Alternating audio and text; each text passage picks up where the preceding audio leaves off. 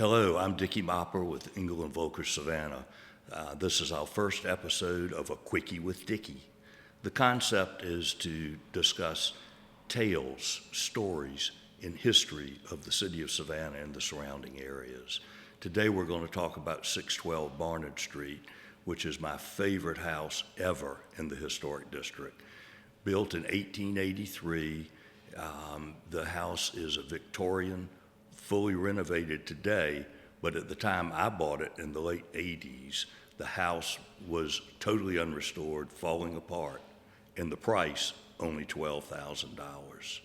After I purchased the house, a group of my friends who were very involved in paranormal and spiritual items asked if I would be willing to let them do a seance and a paranormal study in the house. I jumped at it, said absolutely.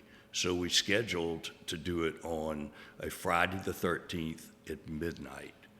As luck would have it, the night that we went, the skies opened up. It was pouring down, lightning, thunder, and it was great to see rain was actually coming into the house.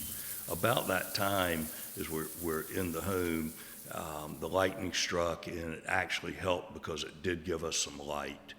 Our psychic suggested that we walk through the house and asked us to let her know if we felt anything extra warm or anything cold or anything that might be like a paranormal event. So we continued walking through the house, and we went up the back stairs and into the back bedroom, and about that time, the psychic fell to her knees. It was a crushing blow to her knees. It was amazing. Her voice immediately went to that of a little boy.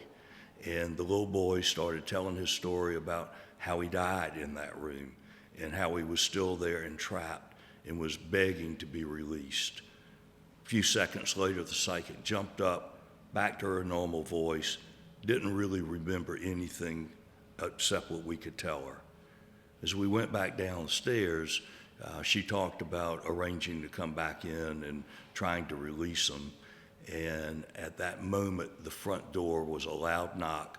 I went to the front door, opened it up, and there was a lady who lived across the street, soaking wet. And she said, "You don't know what you're doing. You're about to release evil in this neighborhood. You've got to stop now." I went back in and, a little bit shaken, suggested that we all leave. 3 or 4 days later, the psychic did come back and brought some people with her and did a release and hopefully release the spirit. A number of years later, my wife and I bought the house again. We had sold it in between.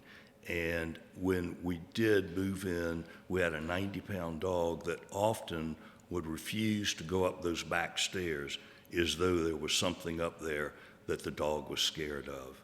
I hope you've enjoyed this episode of A Quickie with Dicky and that you'll join us next time. In the meantime, if you have any homes or any items that you would like us to do research on and to give you the history, please feel free to call me, Dicky Mopper, 912-663-5500.